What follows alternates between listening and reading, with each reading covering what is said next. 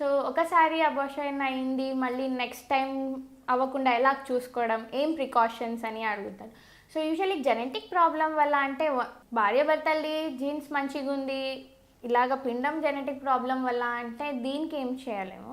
So ప్రికాషన్స్గా folic acid, అంటే మీరు pregnancy కోసం ట్రై చేస్తున్నారు అంటే ఫస్ట్ 3 months నుంచినే ఫోలిక్ యాసిడ్ తీసుకుంటే మంచిది. మళ్ళీ వెయిట్ ఎక్కువ ఉన్నారు, భార్యది వెయిట్ ఎక్కువ ఉంది అంటే వెయిట్ తగ్గించుకోవడం బెటర్. షుగర్ ఉంది అంటే షుగర్ కంట్రోల్ చేసుకోవాలి. థైరాయిడ్ టాబ్లెట్స్ కరెక్ట్గా వేసుకోవాలి.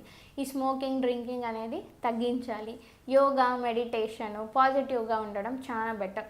స్ట్రెస్ ఎంత తగ్గించుకుంటే అంత మంచిది. బీడీలు చేసేది తగ్గించడం బెటర్. ఒకసారి అబార్షన్ అయింది అంటే నెక్స్ట్ టైం మీకు మళ్ళీ అబార్షన్ అయ్యే ఛాన్సెసే తక్కువ ఉంటుంది. ప్రెగ్నెన్సీ ఫుల్ 9 months అయ్యి డెలివరీ వరకు వెళ్ళే ఛాన్సెస్ ఎక్కువ ఉంటుంది. సో భయం పడే అవసరం లేదు.